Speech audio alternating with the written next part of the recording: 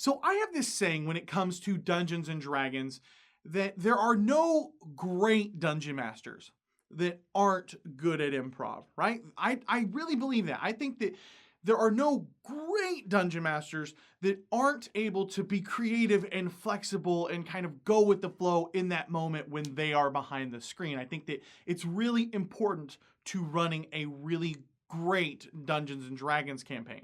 And so to kind of illustrate my point here, I want to put a meme up on the screen real quick. This is one of my favorite memes, and I look at this all the time, and it helps keep me motivated here on the channel and in other aspects of my life. And on one side, of course, it says, this is what people think success looks like, right? And it's got this straight little arrow, and they think people just start at one point, they know where they're going, they work hard, they get there. And on the other side, it has this is what success actually looks like, and it's just chaos, right? It does have a start and end, but everything in between is just absolute and utter chaos. And I think this is a really great analogy, in my opinion, for running a Dungeons and Dragons campaign, at least my campaigns, right? Because no matter how I think the story is going to go, I'm wrong. I'm always wrong, and I'm betting that a lot of you guys out there who are running games probably know what I'm talking about here. So what I want to talk a little bit about today is how I approach campaigns kind of with this thought in mind that my campaign is going to go all over the place and it's going to be chaotic. So how do I set myself up during this campaign to be creative and to put myself in a position to improvise and let my players have freedom of choice that doesn't just absolutely kill the campaign so that I am just sitting at the table the whole time going, hold on guys, give me just a minute while I'm trying to kind of prepare on the fly.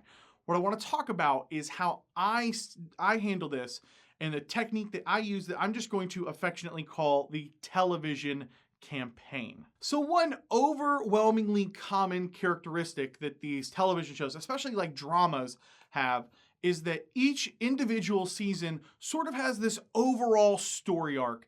And I think that is a good representation of how I approach a Dungeons and Dragons campaign, that one of these seasons would be, in essence, one campaign or one storyline. So let's take one of my favorite television shows of all time, Supernatural, and kind of look at what I'm talking about here. So one season will be about getting Sam's soul back, and the next season will be about fighting the Leviathans, which was a god-awful season, and the next season will be about the Mark of Cain, and each of these seasons, this is really the main plot. Now, inside of each of these seasons, there's a lot going on. There's a lot of little story arcs going on inside of this. But overall, just backing up from the whole season, this is kind of what is going on with the entire season and the entire storyline. But as we narrow that down into individual episodes, then we get individual story arcs inside of each of these episodes, or maybe they span over 2 or 3 episodes where we'll have, one monster of the week and then another monster of the week, and then Sam has been kidnapped and that takes 2 episodes. And each of these individual episodes still have all of the traditional story concepts and plots that we are used to, where you kind of have, the setting and then the rising action and then the climax and the fall and the resolution. Each of these individual things will still have all of that, while at the same time, the overall season has this overall arc and is moving the story in one big, giant overall direction. Overall. You get what I'm saying? So this is how I approach this format here, where you have one big arc and a bunch of little arcs underneath, all kind of tying back into that big arc whenever they have an opportunity to. That is how I like to run a Dungeons and Dragons campaign. Specifically, I like to do that because it gives me a lot of freedom in my approach. Instead of trying to write out a campaign like most of us do, right, where it simmers in our head for a little bit, we're like, okay, cool, I've got this really great idea, and then this is what a lot of Dungeon Masters have. A lot of newer Dungeon Masters, this is what they do. I did it too, so I'm not pointing any fingers, trust me. Is that you start getting caught up in that, okay, here's where I'm going to start, and then I'm going to get the players to go to this point, and then I'm going to get the players to go to this point, and then this is going to happen, and then this is going to happen, and then this is going to happen, and then the campaign is going to end. This arrow right here, this is how you write a book or a story or a novel. This is how you run a Dungeons and Dragons campaign. So let me talk a little bit about the episodic approach and how that differs from what a lot of newer Dungeon Masters do kind of naturally when they're trying to write these big, massive stories in their heads. And you'll be able to see the differences pretty quickly. So the first thing that I like to do is, as my good friend Jim Davis says with WebDM, is to just let the campaign simmer a little bit. This is nothing new here. We all do this. This is just you during that brainstorming session of, oh, this would be a really cool bad guy and a really cool plot that could do these things, right? Nothing special here. You're just kind of coming up with the overall story. But during this phase, what I like to do is, instead of worrying about all of the little scenes with my players, I don't even think about my players during this part. All I'm doing at this part is thinking about the villain and thinking about the campaign villain and what is going to cause this action. Because we look at comic books or television shows or any story, villains are actionary. Villains take action. Heroes, protagonists, are reactionary. You know, Batman doesn't do anything until the Joker goes off and does something first. So the Joker is actionary, and he's where the action is. Batman is reacting. You know, Lex Luthor does something, you know, evil. Superman reacts to that. This is how I approach this campaign, is start off by really narrowing down your villain. Come up with their motivation. Understand what they want. Understand what things they might do throughout a campaign, throughout a story, how they might try to achieve those goals, right? Are they the blackmailing type? Are they going to show up in town randomly once they've built power and just slaughter a bunch of people? What types of actions are they going to do throughout a campaign to achieve the things that they want?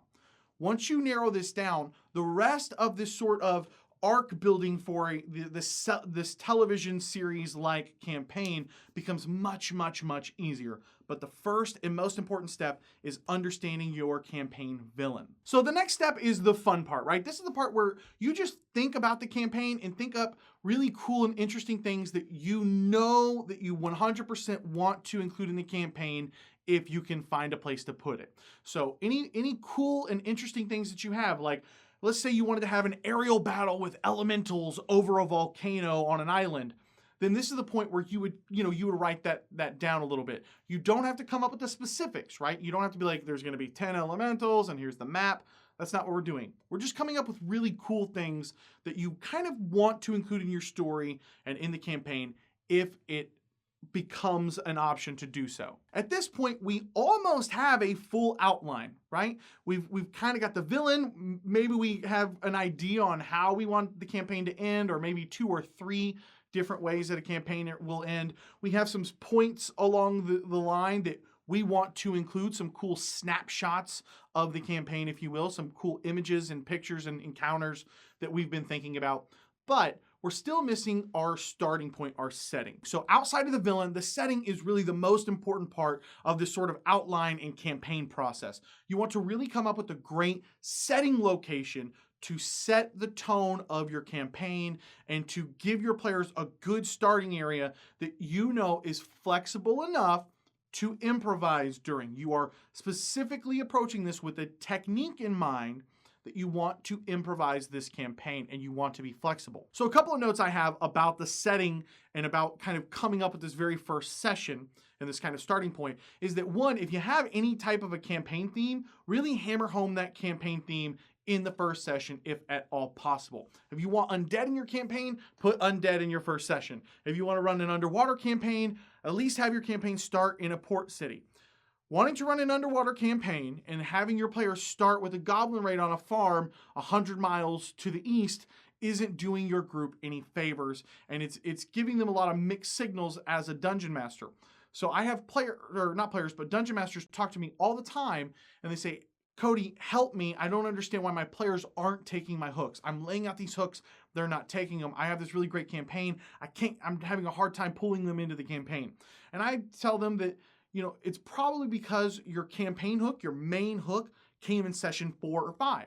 So your players have already had a few sessions to get used to their characters and think about going off in different directions and getting tied up in these other NPCs instead of throwing that hook at them right from the jump to kind of set the tone for what you're trying to accomplish in game. When you are preparing to run your first session and you're coming up with this setting, What I like to do is create a place and then layer in 2 to 3 to maybe even 4 conflicts that my players might get caught up in. The Lazy Dungeon Master has a great book on this and kind of how he approaches building out these places, and he's totally right in my opinion. It's a great read. I'll put a link to it down in the description below if you want to check that out. It's really short, and I think it's like $4 or $5. I don't know. It's been a while since I've purchased it, but he talks about creating a place and then layering in these different conflicts. And this is exactly how I approach campaign building, especially in the first session.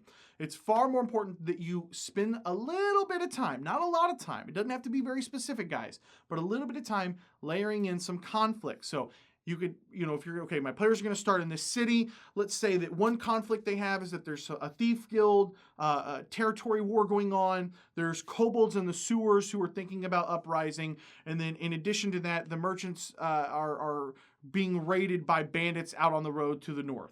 So you're layering in these 3 different conflicts, and maybe they tie into your overall campaign theme, maybe they don't. Again, try to hit that campaign theme as early as you can, and look for ways that you can lead from these into an arc. You do not want to write, if my players go to the Thieves Guild and start getting caught up in this, then they're going to go and talk to this guy, and then this guy's going to give them a quest to go to this next town. That's not what we're doing. We're just creating a place with conflict going on. In addition to that, remember, we still have our villain. We still have our villain that is being actionary, that is going to cause our protagonist to be reactionary. But creating a really good setting, a really good starting point that's really big and beefy with a few conflicts in there will help you as a Dungeon Master. It's a good technique to use to improvise at the table. Okay, at this point, we have a campaign outline. We have a good starting point. We have a few key points that we want to hit along the line if we can. We're not going to be tied down to these, that they've got to happen. And then we kind of have an idea on where the campaign is heading with what the villain is going to end up doing. Is he going to resurrect an ancient dragon? Is he going to blah, blah, blah? There's probably going to be a conflict down the road around this particular goal for our villain. Now that we have that, now we can look at the individual episodes. And this is where the difference in frame of mind really comes into play here. So instead of trying to lay out a campaign, point A to point B to point C to point D, and trying to predict what our players are going to do, I don't care about any of that. In fact, I won't write any additional sessions or any creative points or anything else other than my next immediate session. That is the only thing I will focus on, and that is the only thing I will focus on until the campaign is over. I don't write anything else, because what I am worried about is the next episode. I'm worried about the next session. I don't care about session 2 or 3 or 7 or 12, because I have no idea if the players are going to die before then, if they're going to go left instead of right, so that all of that writing is useless. I'm not putting any thought into that whatsoever. All I care about is kind of where the overall story is going, and then what is going to kind of happen, what are some options to happen in my next immediate session. So let's talk about individual session prep. Okay, so the first question I ask myself is, do I want to include a combat encounter in this upcoming session? Now, while I do absolutely 100% include sessions that are just all dialogue and no combat happens, and that the story progresses through roleplay only, I will say that I want to make sure that I don't do that too often, and that I do include some type of encounter. So I'd say I include encounters in probably every, 8.5 out of 10 times or so. I like to include a form of combat. Very rarely will I just not even plan on combat happening at all. So at this point, I know if I want to include encounters, and okay, I can say, where did the last session go? Where is it heading this upcoming session? Again, all I'm worried about is this upcoming session, and then I can build my encounters from there, and this is where I can do a little bit of math. So I'll jump over to Kobold Fight Club and say, all right, my players got caught up with the Thieves Guild, so now they're in conflict with the Thieves Guild. So how many do I want to include combat encounters? Yes. How many do I want to include? Okay, well, my players might continue to pursue this, or they might backtrack and try to run away. If they run away, let's say I have one combat encounter and say that the Thieves Guild sends some people after them to pursue. Great, what would that encounter look like? Now, I'm not writing out the players are going to go to the tavern, and then at the tavern, they're going to be ambushed. That's not what I'm doing. That's not part of this creative and improv approach. All I'm doing is coming up with a mathematical challenge rating encounter or a feasible encounter for my world. Sometimes I do just throw the CRs out the window because, let's be honest, it's 5th edition. So I'll come up with an encounter and say, okay, at some point along the line, the Thieves Guild is going to send some people after the group. They're going to ambush them wherever they can, whether that is, at the tavern or out on the road, or maybe they leave town, whatever. I would like to kind of include an encounter. I'm not coming up with a map unless I feel like I really, really, really want a map. Outside of that, I won't even do that. Now, on the flip side of that, I might say, okay, and if the players decide to continue to pursue the Thieves Guild, let's come up with 4 encounters. Let's put an easy, a medium, a hard, and then a deadly encounter. I'll go over to Kobold Fight Club. I'll punch in the numbers. And again, I'll just try to get these to a point that I'm happy with mathematically. Try to mix in some guys if I can. Say, okay, maybe there'll be a big boss fight. That guy could be spellcasting. Who can I use? Who can I grab? And I will just build out some encounters. All I do in my encounter building is I literally write down on a sheet of paper, encounter, and I put 3 bandits. That's it. That's the first encounter. Encounter, 4 bandits and an acolyte. Okay, that's another encounter. Okay, blah, blah, blah, gang leader, and I'll write it down. I do not come up with anything further than that than, hey, this is kind of some encounters that I would like to include along the night. That way, when my players get there, I can be flexible. What does the building look like? Do I want to bust out a map? Maybe I draw 1 map for all those encounters. And I say, the other encounters are theater of the mind, but the boss fight, I think, will have some kind of tactics to it. Again, I'm spending as little time during this prep as possible because I'm not even sure my players will pursue this. They might still get ambushed out on the road. So that's all I will do when it comes to encounter design when preparing for my next game. The next question I ask myself is about important NPCs. Are there any important NPCs in this next session that I think the players either might run into or that I want them to run into? Do I want to reintroduce somebody to tell the story to get them back involved in the main overall arc? Or do I want to introduce them to a new NPC that is important? And if so, why are they important? Do I need to give them a name? And then how do they treat the players? That's all I do. So it will come down to, Gregor, bad NPC, great NPC, treats players well, doesn't treat players well, gives players information about the Red Cloaks. That's it. That's all the game prep I'm doing. So, and honestly, I may not even write it down, but I'm telling you, if you're not used to improv, maybe you do want to write that down. But you're trying to put down as little notes as possible to give you the most flexibility as possible. I'm not coming up with where they're going to meet that NPC, how they're going to come across that NPC. None of that. That doesn't matter. It's not relevant. If the players go to a library to research information, I can put that NPC there. If the players go back to the tavern to get some drinks and regroup, I can put that NPC there. If the players get ambushed and, I want to have this NPC be part of that ambush, or maybe the NPC is being ambushed and I want to change my encounter up, I can do that there. It doesn't matter where I introduce my NPC. I'm not worried about that. I'm going to improv that. All I want to know is it important for me to talk about this NPC today? And if not, then I'm going to move right past it. And finally, the last thing I ask myself whenever I'm preparing for an upcoming session, is there anything cool that I want to include? And a lot of times this includes magic items, because I think this gets skipped a lot of times with Dungeon Masters, because again, they get caught up in that building that story and trying to get the players back on the hook.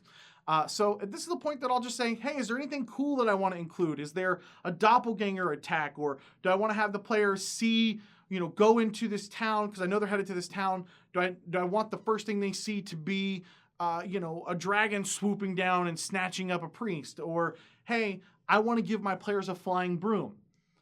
I am not writing out where I'm going to give them this flying broom, how I'm going to give them this flying broom, what NPC is going to offer this to them as a reward. I just am saying, hey, I'd like to give them a flying broom sometime in this next session. Just kind of the rule of cool. Anything cool that you want to include, just kind of note that down. And then at that point, you should be ready to run and improvise your campaign and continue improvising your first session into your second session and into your third, all the way to the end of the campaign. And at that point, guys, that's pretty much it. That is the television campaign. that is a technique that I think bodes well for improvisation. By getting out of that frame of mind of I'm building this story, I've got to connect all these dots for the players, I like to run this campaign only focused on the next session with an idea of where the overall campaign is going. And sometimes I connect the dots, sometimes I don't connect the dots. Sometimes I let the players connect the dots and I listen to what they're saying. And if what they're saying is cool, I'll use that. Hey, I thought it was going to be this other thing, but you know what? That's pretty cool. I'm going to take that from you. Your character's totally right. And I'm going to put that in the campaign now. And it allows for a lot of really great flexibility that really gives players freedom. And I think freedom in Dungeons and Dragons is maybe one of the most important things that you could do for your players. Because if we wanted to run linear stories, even great stories, but still linear stories that you kind of know what's going to happen, you could pick up any video game, right? Any video game or book will give you a great linear story to enjoy. What makes Dungeons and Dragons so unique and interesting is that choice. So approaching the game as a Dungeon Master with choice in mind that will allow you to be flexible and improvise, and setting up the right techniques to do that, I think makes for much better role play. But again, that's just an opinion. That's not saying that if you do it differently that you're doing it wrong. This is just what I prefer. And for people that are interested in improvising more at the table, because it can be scary, it can be really intimidating, I hope that this has given you a little insight into my approach, and maybe there's a couple of nuggets in there that will help you if you want to improvise more at the table. So let me ask you guys this. What do you use to improvise? Are there specifically techniques that you use? Because that's what I'd be very interested in hearing about. Are there any specific techniques that you like to use to help you improvise? Are you a 100% random table guy, right? And everything you do is you run your whole game off of random tables. Whatever techniques you use, I'd love to hear about it down in the comments below. And I, of course, want to give a huge shout out to all of the kick-ass patrons over at welcomeadventures.com. Guys, it's because of your support that I can keep making videos like this. I love doing it, and so it's because of you that I can upgrade the studio and improve the sound and make the editing better. And so I really, really, really appreciate it. It means so very much to me. If you guys like what I do here, you're not a patron, you want to support the channel and grab some rewards for yourself, like maybe even a one-on-one meeting with me, you can do that over at welcomeadventurers.com. If this is your first time here and you love role-playing games as much as I do, I'd love to have you subscribe. Every week, I put out new videos on GM tips, player tips, tutorials, and more. So if that sounds like something that you might be interested in, just hit that subscribe button down below. And also, guys, the Mistwalker is out on Drive-Thru RPG, so go check out that class if you haven't. I'll be doing a follow-up video to that, doing a more in-depth walkthrough here, probably in the next week or so, so keep your eyes peeled for that. I want to kind of go over some of the design and talk about some of the design choices, which I think is some of the fun bits. So thank you guys so much for watching. My name is Cody, and may your games be filled with awesome memories and even better friends. I'll catch you guys next time. Yeah.